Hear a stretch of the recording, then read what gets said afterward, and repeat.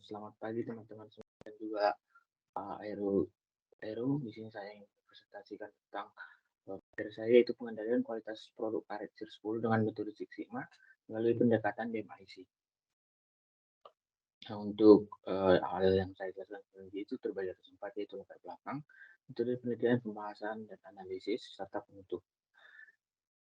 Untuk latar belakang sendiri itu PT Indo Jawa Rubber Planting.co yang berlokasi di Cilacap, Jawa Tengah adalah perusahaan bergerak di industri produksi karet remah antara lain SIR 3L, 5, dan 10. Kualitas karet remah merupakan salah satu pertimbangan dalam menjual dan menunjukkan karet setengah jadi.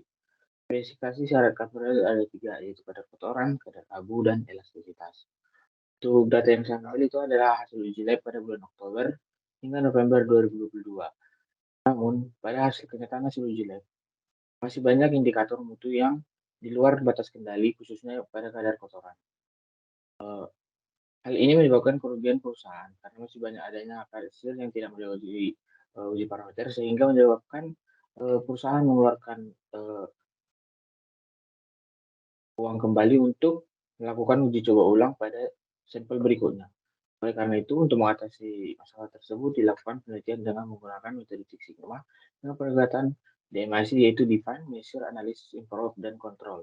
Six Sigma adalah suatu metode analisis pengendalian kualitas yang digunakan untuk melakukan perbaikan dan peningkatan kualitas untuk mengurangi jumlah produk, defek yang dihasilkan untuk memprediksi variasi yang terjadi dalam suatu proses produksi dengan metode statistik dan to quality adanya secara intensif.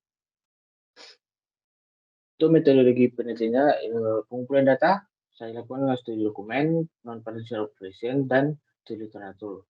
Waktu dan tempatnya itu dilaksanakan pada tanggal 2 Juni hingga 31 Januari 2023.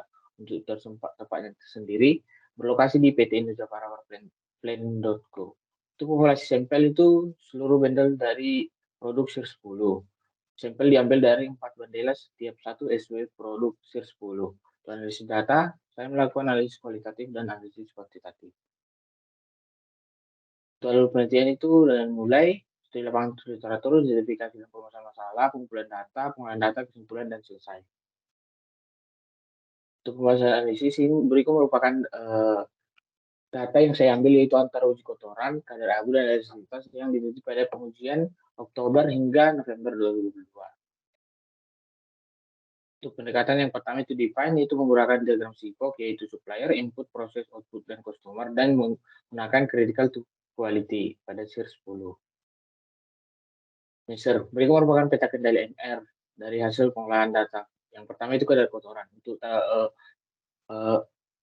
peta kendali pertama dapat dilihat masih ada data yang di luar batas kendali dari kadar kotoran, sehingga dilakukan pengidentifikasian penyebab khusus, lalu pengeliminasian data yang di luar kontrol, sehingga didapat peta kendali kedua yaitu yang sudah in control. Berikutnya itu peta kendali untuk data kadar abu dan elastisitas.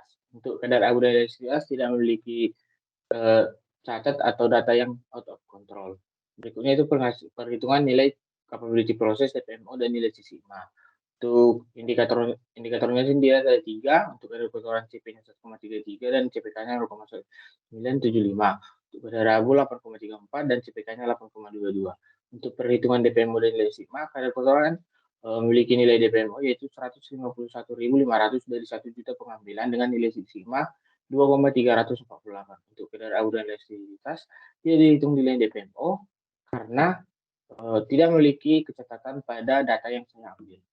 Untuk analisisnya menggunakan diagram Fishbone, yaitu yang terdiri dari 5 yaitu environment, metode, material, mesin, dan man.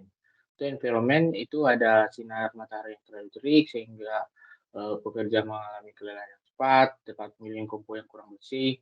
Untuk metode sendiri itu proses penggilingan karet 3 kali tidak sesuai dengan SOP, kurangnya controlling ketika produksi berlangsung, proses penjemuran karet tidak sesuai dengan seharusnya. Untuk material, kualitas karet pada kebun dari pabrik dan masyarakat itu kualitasnya berbeda. Kemudian tempat penyimpanan karet mentah sebelum diolah kurang bersih. Untuk mesinnya sendiri, kerusakan peralatan, perawatan atau pembersihan pada mesin tidak rutin. Untuk man-nya sendiri itu pergantian shift kerja, bekerja lelah karena beban kerja yang terlalu berat, kelalaian pekerja, dan kurangnya pengawasan saat pekerjaan. Untuk improve atau rekomendasi perbedaan sendiri itu dari yang pertama bahan baku itu melakukan evaluasi supplier bahan baku, melakukan edukasi dan sosialisasi, melakukan supplier bersertifikat, dan penerapan metode FIFO. Untuk lingkungan sendiri menerapkan 5R, pembersihan lantai produksi secara berkala, penerapan produksi sesuai SOP. Untuk manajemen sendiri atau manusia, melakukan pelatihan terhadap karyawan, menerapkan reward atau punishment. Yang ketiga itu penggunaan APD agar tidak terkontaminasi ke bahan baku.